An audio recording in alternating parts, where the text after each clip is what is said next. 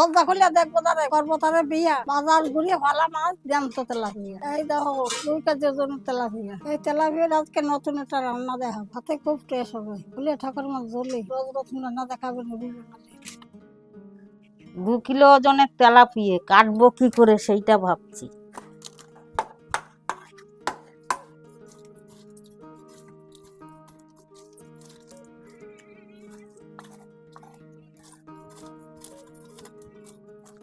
মাছটাকে কেটে নিয়ে এরকম করে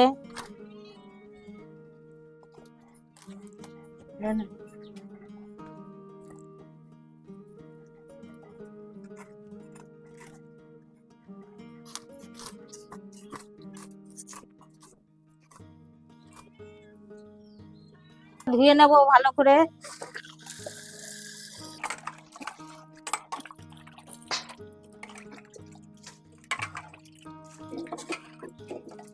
কাঁচা লঙ্কা, সর্ষে আর পোস্ত আর 4-5টা গোলমরিচ একসঙ্গে বেটে নেব।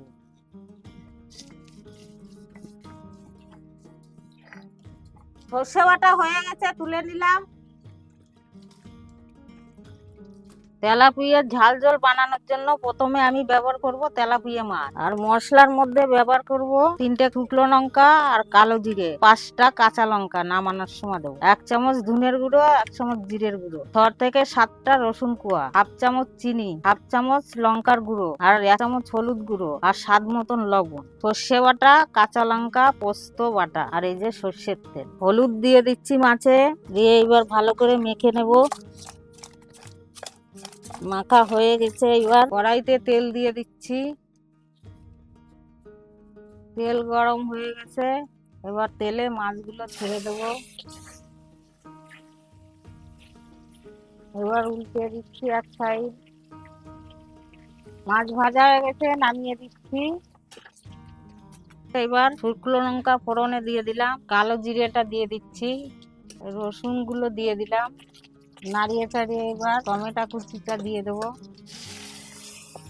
ভালো করে নাড়িয়ে চাড়িয়ে লঙ্কার গুঁড়িটা দিয়ে দিলাম 1/2 চামচ, 1 চামচ জিরের গুঁড়ো, 1 চামচ ধনের গুঁড়ো, মশলাটা দিয়ে দিচ্ছি। আদা বাটা, লঙ্কা বাটা, পোস্ত বাটা। আমার মশলাও কষানো হয়ে গেছে, নাড়িয়ে চাড়িয়ে ভালো করে ঝোল দিয়ে দেবো। হলুদটা দিয়ে দিচ্ছি 1 চামচ আর লবণ দিয়ে দিচ্ছি স্বাদ মতন। হালকা একটু জল দিয়ে নেব। মশলাটা ভালো করে নাড়িয়ে চাড়িয়ে কষিয়ে নেবো। মশলায় তেল ছেড়ে দিয়েছে, এবার জল দিয়ে দেব। ঝোলটা ফুটে গেলে মাছটা দিয়ে দেবো, মাছের মাথাটা এখনই দিয়ে দেবো। ঝোলটা ফুটে গেছে, এবার মাছটা দিয়ে দেব। সব মাছ দিয়ে দিচ্ছি। মাছের ঝোল ঝাল একদম জ্যান্ত মাছ। এবার কাঁচা লঙ্কাটা দিয়ে দিচ্ছি, একটু ঢাকা দিয়ে দিলাম 5 মিনিটের জন্য। 5 মিনিট হয়ে গেছে, ঢাকনা তুলে নিচ্ছি। গন্ধ তো খুব সুন্দর বেরোইছে। চিনি দিয়ে দিচ্ছি হালকা। তেলাপিয়া মাছের ঝোল ঝাল হয়ে গেছে, নামিয়ে দিচ্ছি।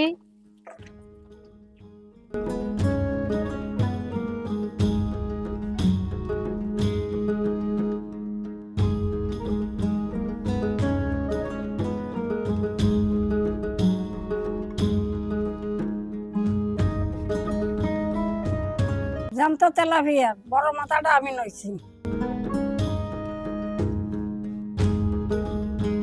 খুব সুন্দর হয়েছে। আমার যা খাই তাই খাই, যা খাই তাই দেখাই।